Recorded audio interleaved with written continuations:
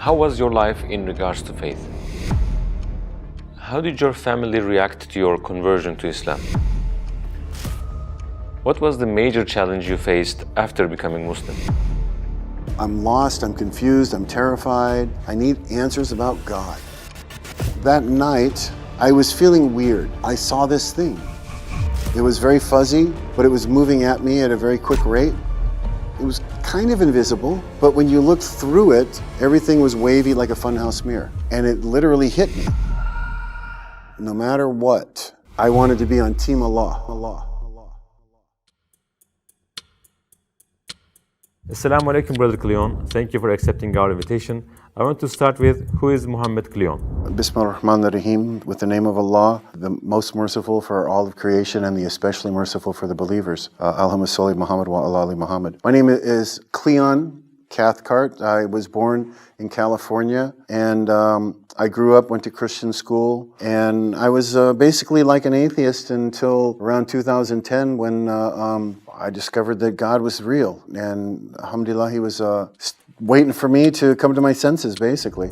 How was your life in regards to faith? Well, I grew up in a Christian school and in a Christian family. But at a certain point, you know, I didn't really believe in it anymore. Why not? Well, it just didn't make sense. You know, I was able to see that the Trinity didn't match my idea of what God is supposed to be. You know, we say God is one, but, you know, now He's three. And that was a little confusing. And we were making God a human. My idea of God at the time, and even today, is this is a being that is so powerful, He can create the universe. How can I truly comprehend who He is? It didn't make sense that God could one day walk around, and that, you know, God had to create Himself in a human so that He could kill Himself so that we could all be forgiven. And it was like, well, can't He just forgive us? And when I got to college, I called the synagogue and I asked the rabbi, I said, look, you know, I'm not sure, but I think maybe I'm a Jew because I don't believe that Jesus is the Son of God, and you guys say He's not. Can you explain to me what you believe? So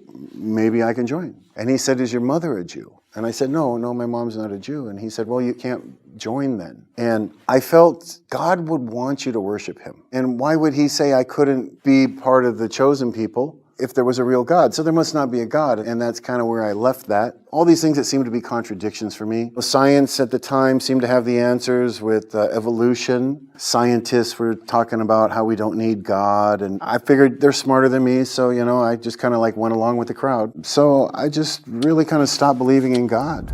How did your opinion about the existence of God change? That I was sick in 2010. During that time, I was watching a lot of documentaries. I remember that they had documentaries about physics.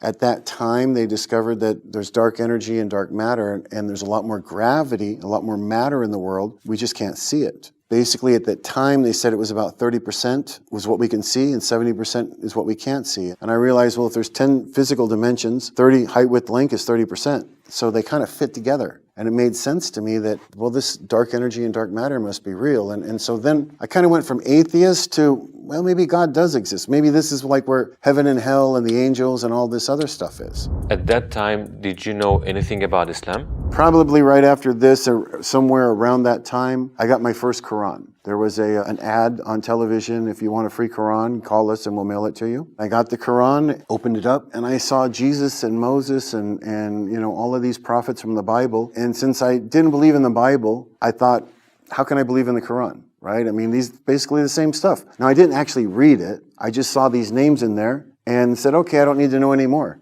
And I put it away.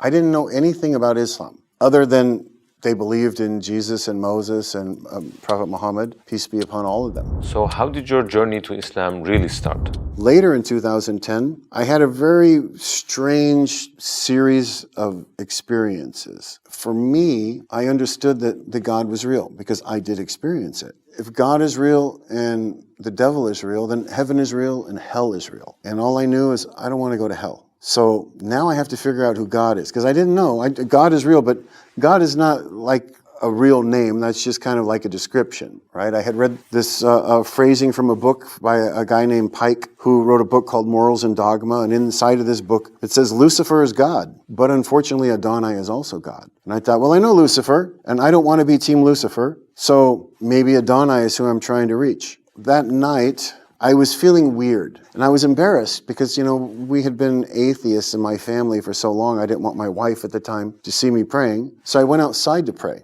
and I prayed to Adonai. I just, basically, if you're God, give me a sign. And I saw this thing. It was very fuzzy, but it was moving at me at a very quick rate. It was kind of invisible, but when you looked through it, everything was wavy like a funhouse mirror. But all around the outside, everything was normal. The cars and trees and everything looked normal. And it was physically moving at me very fast. And the word that I had at the time was, oh no, this is a demon. And it literally hit me. I believe they're negative energy because it took all of my energy. I couldn't even think about what happened. I just kind of stumbled and collapsed in bed. And I woke up 12 hours later, kind of like hungover, groggy and sore. And I was like, why do you feel like this? What happened to you? Oh yeah, you saw that demon last night. Well, that must not be the right track, right? Adonai must not be who you're looking for. So who did you pray to next? Even though I didn't really believe in the Bible, and I felt like there was, kings and popes and scribes have changed the Bible for their own reasons, for whatever that happens to be. But maybe the Old Testament is right, and maybe Jehovah is God. And so at noon the next day, I prayed to Jehovah to give me a sign. And I got a phone call within seconds. And I have an ID box. It's got a name and a phone number on it. And so I go and I pick up the phone and I say hello. And the person on the other end of the phone said, I got a message last night that somebody at this number was in trouble. And I said, dude, that's a weird thing to say. Who are you? And he said, well, I'm so-and-so, and it matched the name on the box. And I'm a priest. And I thought, wow, man, I just prayed to Jehovah for answers about God, and you called? This is the answer to my prayer. Look, I'm lost, I'm confused, I'm terrified. I see things that people are not supposed to see, and this is too much for me. I think I'm suicidal. I can't take it. I need answers about God. And he said, well, where are you? And I said, well, I'm in Rochester. And he said, I was there last night, but now I'm in this other city about 50 miles away. I said, that's okay. I can be there in a half hour. Just let me ask 5 questions I want to know about God. And he wouldn't let me come. And I said, well, how about tomorrow? And he said, no, busy. And the next day was busy. And finally, it was like 10 days later, he said, okay, we made an appointment. And I hung up happy that finally I'm going to get some answers about God. And then I said, wait a second, let's think about what just happened, right? What was the first thing this guy said? He said that he got a message last night that somebody at this phone number was in trouble, my house. And I thought, well, what? It was landline. It was a landline, yeah. And I thought, well, what happened? And, oh yeah, you saw this demon that came to your house. And he said he was in Rochester last night, my city, when the demon came. So somehow this guy and that demon must be working together. Because, and I don't care if you're a priest or an imam or a Buddhist monk. When somebody tells you that they're suicidal, you help them. You don't wait 10 days to see if they actually kill themselves. And so I knew there was something that didn't make sense here. And then what happened? Did you finally pray to Allah? At that point, the only thing I thought that could be God was Allah. But at the same time, all of that brainwashing from 9/11 and all of that, it's the moon god, subconsciously was still there. And I was afraid to pray to Allah, right? Because I didn't want to make another mistake and pray to something that wasn't the creator of the universe. So I didn't pray. And depression set in. The next day, tears were coming down. Not constantly, but I would start crying. And I thought, this is weird. Why am I crying? And why do I feel depressed? I tried to make the tears stop, but they wouldn't stop. They just came all day long. Friday morning, I got up and my bed was soaked. And I thought, well, what's going on here? And then I realized that my bed was soaked because I had cried all night and the tears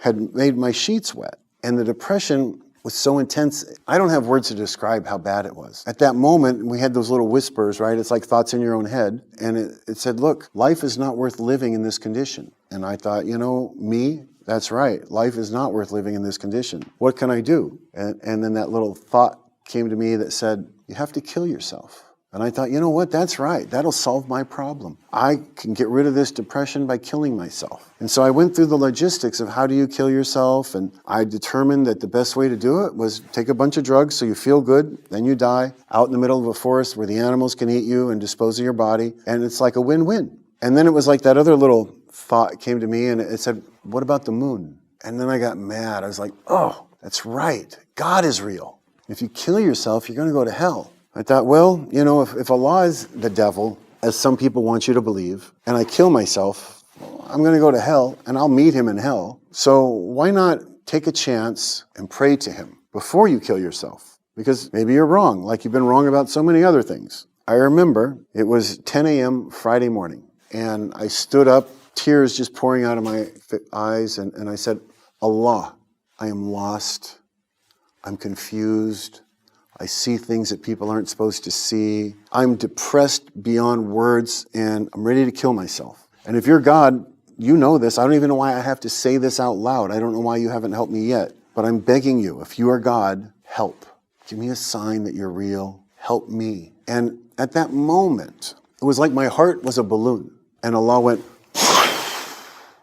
and it literally expanded in my chest, and it filled with a substance that I could only describe as love. And it leaked out of my heart in perfect sine waves. It was very weird and scientific at the same time. And I could feel it go down to my hands, from my heart up to my head, and actually turn around and go back. And it was like these waves of love filled my body. Except in my heart, it was like this star, like this solidness of love had ignited. And it was very brief. That's the first time that I knew that Allah was God. Now, I didn't actually know anything about Islam, but I knew that no matter what, I wanted to be on Team Allah. And so whatever that meant, I'm in.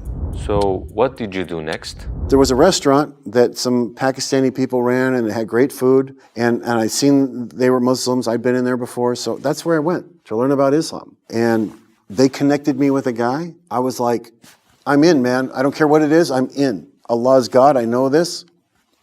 Make me a Muslim. What do I get? You need blood? What do we got to do? I'll sign, where do I sign? And he's like, no, it's very simple. It's very simple. You just make a statement with your heart that Allah is God and Prophet Muhammad is the messenger of God.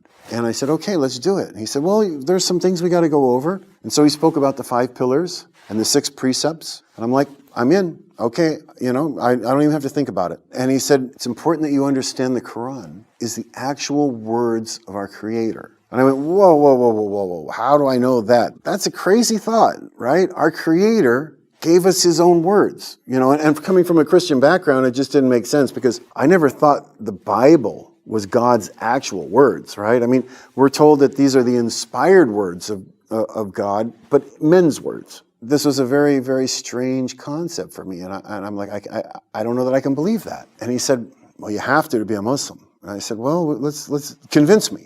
And he said, well, I'll tell you what, let's meet again, because, we've gone through so much today. Let me bring you a little book called A Brief Illustrated Guide to Islam. And in there, it said about scientific signs in the Quran. And for me, it was the development stages of the human embryo and how they're described in the Quran that really match the actual development stages, which we couldn't know without an MRI to confirm all of this for us. And I realized that Prophet Muhammad, he couldn't know that 1400 years ago, that had to be divine knowledge.